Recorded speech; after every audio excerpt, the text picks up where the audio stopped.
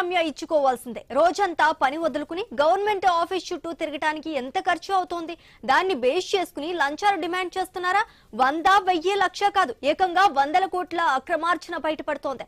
పుట్ట పగిలితే పాము పిల్లలు బయటకు వచ్చినట్టు సామాన్యుల నుంచి అడ్డంగా దోచుకున్న సొమ్ము ఉన్నతాధికారులు సోదాల్లో బయటపడుతోంది.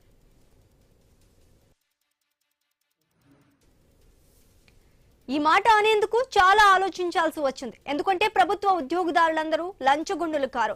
ఉన్నతమైన ఆలోచనతో ప్రజల కోసం పనిచేయాలని జాబ్ చేస్తున్న వాళ్ళు ఉన్నారు. కానీ ఇద్దరి చరిత్ర చూసిన తర్వాత, వాళ్ళ దోపిడీ సొమ్ము బయటపడిన తర్వాత వాళ్ళను బందిపోట్లు అనటం ఏమాత్రం తప్పు కాదు అనిపిస్తోంది. వాళ్ళలో ఒకరు జలమండలి మేనేజర్ లక్ష్మీ కుమార్. చంచల్గూడ జైల్లో చిప్పకూడు తింటున్నాడు. ఆయన ఇంట్లో పెద్ద ఖజానానే బయటపడింది. 1,10,00,000 రూపాయల క్యాష్, 2.5 కిలోల గోల్డ్, 9.5 కేజీల వెండిని స్వాధీనం చేసుకున్నారు. హైదరాబాద్ లో 3 ఫ్లాట్లు, 6 స్థలాలు గుర్తించారు. హైదరాబాద్ శివార్లతో పాటు నిజామాబాద్, సంగారెడ్డిలో 18 ఎకరాల భూమి ఉన్నట్టు కన్ఫర్మ్ అయింది. అంత సొమ్ము ఎక్కడిది? ఎంతమందిని పీడించి పీల్చి పిప్పి చేసి సంపాదించాడు?